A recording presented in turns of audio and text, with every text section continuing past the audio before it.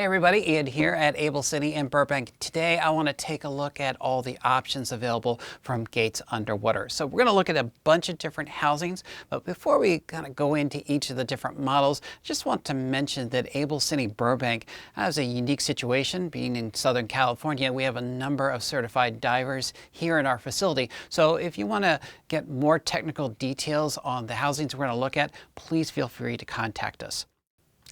Let's take a look at the newest member of the Gates family. This is the Pro Action. As you can see, this is one of the smallest offerings from Gates. Now, this was manufactured to be used with Red and Alexa cameras. So I can put Alexa Mini in here, and I could put the DSMC-1 and DSMC-2 family of Reds in it.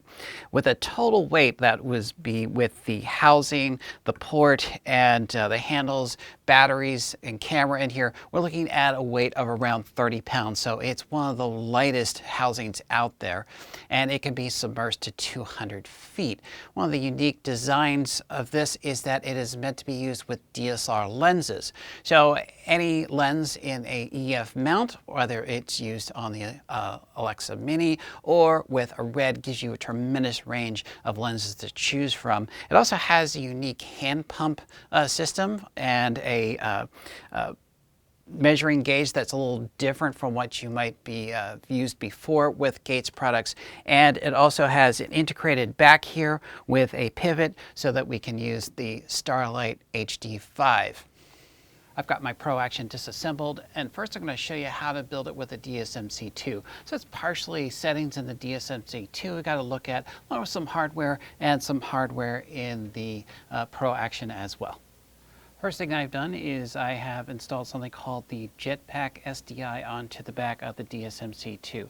This is going to allow us to have an SDI output here to our monitor. It's also how we're going to use the custom cable, the power cable from the tray that holds the DSMC-2 to get power into the camera body. At the top of the Jetpack is this little slider switch right here. You want to make sure that the slider is over to the right-hand side. The reason being is that when it's in that position, it will allow us to power up the camera when we're submerged using the on-off switch on the housing. First thing I'm doing before I put the DSMC-2 into the housing is I've gone into the menus. You can see menu, setting, setup, fan control, and I'm making sure that it is set to adaptive.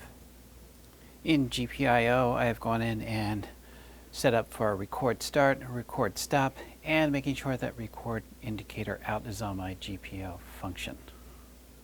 I also went into my key setup, and so that's menu, settings, setup, keys, and in the last tab, the advanced key source, brain, user key, brain, GPI in high, and key action, record start. Before I seal this up, I want to show you sort of a cross section of what I have connected, starting with right here. This is a sync cable that goes into the sync port on the Jetpack. Of course, you can get the appropriate type of cable for the camera that you're using, but the purpose of this is this little roller gets pushed in. If I push it in there, you're going to now see that we've gone into a record mode down here. I push in again, and it's going to stop recording. That coincides with this record lever here on the side of the housing. In terms of power, there's a V-lock on the back of the tray, and I have the adapter cable for appropriate power into my Jetpack as well. There are a whole host of power options that you can get for this. You just need to look into the manual and get a list of the appropriate batteries. Here I have an SDI that is running back to the Starlight on the back of the housing, and this is the power that runs back and powers the Starlight. From operator's point of view, we're looking at the right-hand side of the housing, and you have the A through D click stops. This allows you to access different things in different cameras with the appropriate arm assembled on the other side. This is going to go and interface with the A through D switches on the DSMC-2 Sidekick. This is the reverse of that switch. I just activate it so you can see it. There's my hand. So there you go. We can now access A through D and then push in on this in order to activate the function. This is called the head control, and I've installed it with the appropriate head control for user button 1 and 2 on a DSMC2 body. I'm going to be using this for iris up and down for my Canon still lens. Before I close this up, I wanted to show you the gearing I have on a Tokina 11-16. This is a Canon EF mount. Not only will the Pro Action handle a bunch of DSLR lenses, it will also support smaller PL cinema lenses. I wanted to show that I have this hooked up here for the focus, and down here I have the zoom.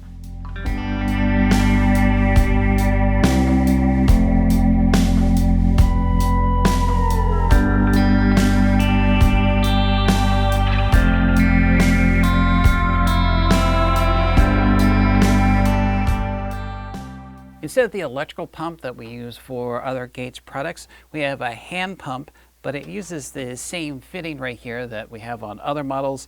Once we pump out the air to about 100 millibars, we can insert this gauge, and with this LED readout, we can verify what the pressure is. The Deep Weapon is the latest generation of housings for RED cameras. It is backwards compatible with DMC1 and DMC2 generations of cameras. It also will support PL and EF mount lenses. And like all the housings that we're going to look at today, it is supported by a series of port rings and port extensions that handle a wide variety of different lenses. And with a depth rating of 450 feet, it will pretty much handle anything you can throw at it. In terms of monitoring, it takes a top mount housing. Right now I have one on here for a RED monitor. We could also hook it up so that you could use it with a trans video monitor. The C300 housing is made exclusively for the Canon C300, and it has been made as compact as possible, making it a great on-the-road housing. It can accommodate up to 150 different EF and PL mount lenses, and with a rating of 300 feet, it is incredibly versatile.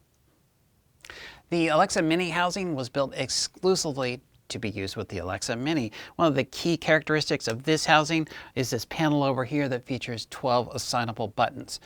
In addition to that, for viewing purposes, we top mount a monitor. We could use the Transvideo HD5, which would give us 4 more assignable buttons, or we could use a TV Logic monitor as well. Either way, the unit is submersible to 250 feet, and it functions just like all the other Gates in terms of lens choices, port housings, port extensions. That wraps up our look at Gates underwater products available at AbelCine. Thanks for watching. We'll see you again soon.